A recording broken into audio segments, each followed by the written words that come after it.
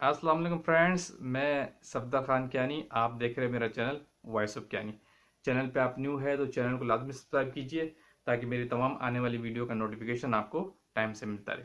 Viewers, हम आपको पता है कि फार्मास्यूटिकल को बेस बनाते हैं और उनकी गाइडलाइंस को, उनकी बेस्ट प्रैक्टिसेस को, वहाँ पे एग्जिस्टिंग सिस्टम को डिस्कस करते हैं। हमारा मेन मकसद वीडियोज़ में ये होता है। इससे पहले पिछली वीडियोज़ में आपने देखा, हमने जीएमपी पे बात की, जीएलपी भी बात की, जीएमपी भी बात कर ली, सीजीएमपी भी बात कर ली। हमने कहा था हम CFR 21 को लेके आएंगे और उसको डिस्कस करेंगे, उसको इंट्रोडक्टरी तौर पर डिस्कस करेंगे कि वो होता क्या है। डिटेल उसकी बहुत लंबी डिटेल है जिसको हम आगे डिस्कस कर सकते हैं या करेंगे बाद में इंशाल्लाह, लेकिन हम उसको इंट्रोडक्टरी बता रहे हैं कि वो CFR 21 होता क्या है, ये CFR क्या है और कनेक्टेड 21 क्या है। बहुत से लोग जो न्यू कमर्स इंडस्ट्रीज के अंदर आते हैं उनको नहीं पता होता कि FDA क्या है, CFR 21 क्या है, GMP CNG के बारे में अनअवेयर होते हैं। और कुछ लोग इंडस्ट्री में होते हुए भी अनअवेयर होते हैं कि कोई स्टडी करते ही नहीं है, जस्ट रूटीन की जॉब एक्टिविटीज परफॉर्म कर रहे होते हैं जो उनका फेलियर हो जाता है बाद में। CFR 21 basically federal rules regulation एक एजेंसी है जो गाइडलाइन प्रोवाइड करती है USA की। ठीक है, याद रखिए कि USA की फेडरल रूल्स रेगुलेशन जो प्रोवाइड करती है USA की है। USA की है जो FDA जिसको फॉलो कर रहा है, जैसे FDA भी USA बेस्ड है। ये USA की एजेंसी से बेसिकली वहाँ की उनके रूल्स हैं जो फार्मास्यूटिकल के हवाले से आपको प्रोवाइड करते हैं। और ये एक बंच है किस्म का जिसमें बहुत सारी क्या कहते हैं, गाइडलाइंस का एक बंच है जो गवर्नमेंट एजेंसी जो USA की है, जो मिनिस्ट्री, जैसे पाकिस्तान में मिनिस्ट्री ऑफ हेल्थ होती है, वहाँ की FDA, उन्होंने वहाँ उसको अप्रूव करवाया हुआ है, वहाँ रजिस्टर करवाया हुआ, पब्लिश करवाया इसको। तो ये बेसिकली आपको बहुत सारी गाइडलाइन प्रोवाइड करती है। अभी बात कर रहे थे CFR के साथ 21 क्या है। CFR के साथ बेसिकली ये 21 उसका टाइटल है और CFR के तकरीबन 50 टाइटल्स हैं। जो 50 टाइटल में से जो 21 टाइटल्स है और वो फार्मास्यूटिकल की गाइडलाइन प्रोवाइड करता है। बाकी जो टाइटल्स है वो डिफरेंट अदर इंडस्ट्रीज की गाइडलाइन प्रोवाइड करते हैं, लेकिन जो CFR 21 अटैच्ड है, ये टाइटल टाइटल 21 ये फार्मास्यूटिकल की गाइडलाइन प्रोवाइड करता है, इसीलिए फार्मास्यूटिकल में CFR 21 का जिक्र होता है। ये डिफरेंट चीज़ आपको बताता है कि ये कि आपको इंडस्ट्री के अंदर काम किस बेस्ट प्रैक्टिसेस के तहत करना है, आपको डिज़ाइन कैसा रखना है, इवन कि ये आपकी फार्मास्यूटिकल के स्ट्रक्चर भी आपको बता रहा होता है कि आपके कॉरिडोर कैसे होने चाहिए, आपकी प्रोडक्शन एरिया कैसा होना चाहिए, आपके लोग कैसे होने चाहिए, लोगों को किस कंडीशन में काम करना है, लोगों की क्वालिफिकेशन क्या होनी चाहिए, लोग कितने क्वालिफाइड होने चाहिए, ये भी CFR 21 आपको बताता है कि लोगों का स्ट्रक्चर कैसा होना चाहिए और किस क्वालिफिकेशन के लोग फार्मास्यूटिकल में काम करने चाहिए। और जैसे आपको पता है कि फार्मास्यूटिकल में जितने भी लोग होते तमाम क्वालिफाइड होते, कोई छोटा थोड़ा मोड़ा पढ़ा लिखा हुआ नहीं होता, सब हाईली क्वालिफाइड लोग काम कर रहे होते हैं। हाईली प्रोफेशनल इदारा है, हाईली क्रिटिकल और बेहतरीन ऑर्गेनाइजेशन काउंट होती है।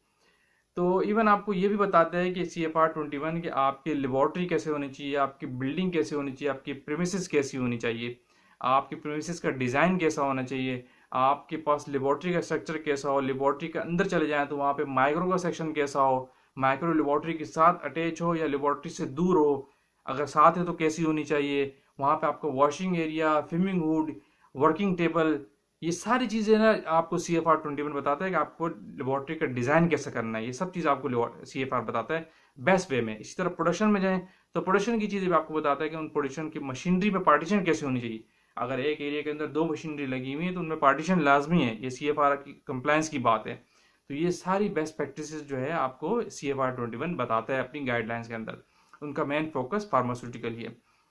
फिर CFR 21 के अंदर जाएं तो फर्दर फिर ये आपको इंस्ट्रूमेंट के वाला से बताता है। जितनी आपकी क्वालिटी के इंस्ट्रूमेंट ले लें, मशीनरी के इंस्ट्रूमेंट ले लें, प्रोडक्शन की मशीनरी ले लें, इन तमाम को ऑपरेट करने का तरीका, एनालिस्ट क्वालिफाइड एनालिस्ट का ट्रेनिंग रिकॉर्ड होना चाहिए। डेफिनेटली ये CFR की गाइडलाइन है कि आपके एनालिस्ट ट्रेन होने चाहिए, उनका ट्रेनिंग रिकॉर्ड फाइल होना चाहिए, और जो आप इंस्ट्रूमेंट यूज़ कर रहे हैं उनका डेटा भी प्रिंटेड फॉर्म में आपके पास आना चाहिए, नॉट मैनुअली आप कोई चीज़ ना रखें, वो सारे कंप्लायंस में है। उनके सॉफ्टवेयर वैलिडेशन होने चाहिए, उनका प्रोसेस वैलिडेशन हो, जो प्रोडक्शन में जाए तो उनके बैच प्रोसेस है, सारे वैलिडेशन होने चाहिए, उनके वैलिडेटेड होने चाहिए।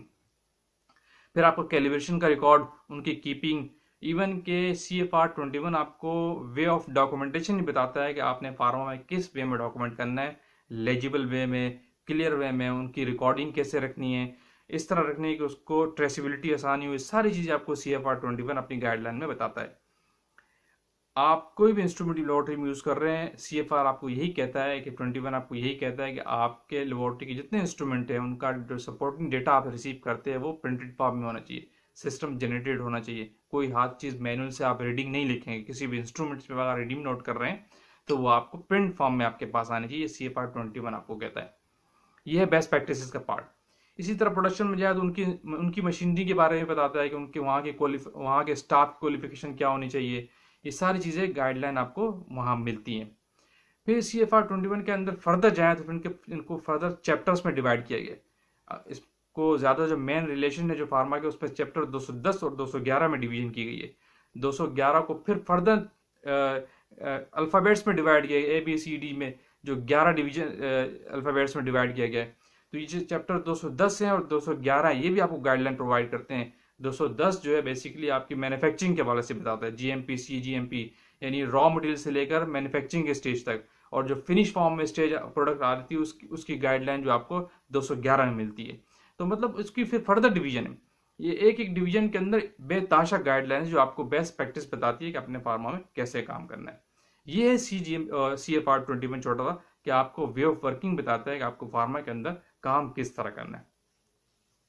अब आ जाते हैं कि थोड़े से एनवायरनमेंट के बारे में। CFR 21 आपको ये बताता है कि आपकी कंपनी का एनवायरनमेंट कैसा होना चाहिए, HIPAA कैसे होने चाहिए, किस एरिया को क्लास B, C डिवीजन दी गई है, कौन सा क्लास A एरिया होगा, कौन सा क्लास B होगा, ये सब आपको गाइडलाइन CFR 21 में दी है। इसी तरह जब भी कहा जाता है कि आपको CFR 21 की नॉलेज और FDA की नॉलेज होना बहुत ज़रूरी है, क्योंकि अगर आप पाकिस्तान में रहते हैं, पाकिस्तान की बात कर रहा हूँ, अगर कोई भी प्रोडक्ट FDA समझो यूँ है जैसे USA में कोई भी फार्मास्यूटिकल इंडस्ट्रीज को जो कंट्रोल करता है वो FDA है, इसी तरह जैसे पाकिस्तान में मिनिस्ट्री ऑफ हेल्थ है। ये डिफरेंस है बस दोनों में। पाकिस्तान में जो मिनिस्ट्री ऑफ हेल्थ वो गाइडलाइन देती है और जितनी फार्मास्यूटिकल है उनको कंट्रोल करती है, उनको रजिस्टर करती है। इसी FDA USA को कंट्रोल करती है, USA की फार्मास्यूटिकल इंडस्ट्रीज को रजिस्टर करती है। लेकिन USA आपको पता है कि पूरी दुनिया को गाइडलाइन देता है और वो कोशिश करता है कि आप इनको अप्लाई करें, क्योंकि उनकी गाइडलाइन बेस्ट वे में। जैसे आप देखते हैं हम USA की गाइडलाइन इंस्ट्रूमेंट के हवाले से यूज़ करते हैं, जैसे USP यूनाइटेड फार्माकोपी यूज़ करते हैं, तमाम आपको बहुत सारी गाइडलाइन मिलती है और उसमें भी आपको ये प्रैक्टिसेस मिलती हैं। जो CFR 21 की बेस्ट प्रैक्टिसेस है ये आपको वहाँ भी मिलती हैं। ब्रिटिश फार्माकोपी भी आप यूज़ करते हैं, लेकिन USA हमेशा सुपरविजन में रहता है। तो ये जो चैप्टर है ये भी गाइडलाइन करते हैं, आपको बताते हैं, एक चीज़ बताते हैं, आपका एनालिस्ट का रिकॉर्ड बताते हैं, एनालिस्ट कितना क्वालिफाइड, सब ये सारी चीज़ें, यानी आपको डॉक्यूमेंटेशन कैसे कीप करना है, सब आपको CFR 21 बताता है। तो ये है थोड़ी सी छोटी सी CFR जो हमने इंट्रोडक्टरी पढ़ी कि इसमें होता क्या है। यानी आपको फेडरल रूल्स रेगुलेशन है और 21 क्या है, इसका टाइटल है जिसमें फार्मा की गाइडलाइन है। वैसे इसके 50 टाइटल्स है जिसमें 21 टाइटल जो है फार्मा की गाइडलाइन आपको प्रोवाइड करता है। इसीलिए फार्मास्यूटिकल में CFR 21 का जिक्र होता है कि जब भी CFR 21 कंप्लायंस की बात होती है तो फार्मा के लिए 21 का वर्ड यूज होता है, 21 टाइटल लेते हैं। फिर फर्दर इसके चैप्टर है 210 और 211, उसमें भी गाइडलाइन दी गई है। फिर 211 को 210 को फर्दर और सब पार्ट्स में डिवाइड किया गया है। ABCD में 211 के तकरीबन 11 सब पार्ट्स हैं, तो इनमें भी सारी यही फार्मास्यूटिकल गाइडलाइंस आपको प्रोवाइड की जाती है। तो ये छोटा सा CFR 21 के बारे में था। CFR आपको validation, in process, calibration, even के बेतहाशा आपको प्रैक्टिसेस बताता है कि CFR आपको जिस इंडस्ट्री ने CFR को कंप्लाई किया, CFR 21 पे की, वो सुप्रीम क्वालिटी प्रोडक्ट प्रोवाइड करती है, याद रखिएगा, क्योंकि वो CGMP पे काम कर रही थी। CFR 21 FDA रूल्स पे काम कर रही होती है। अगर किसी भी पाकिस्तान में रहते हुए किसी कंपनी को क्या कहते हैं USA की मार्केट कैप्चर करनी, तो उसको FDA अप्रूव होना बहुत ज़रूरी है।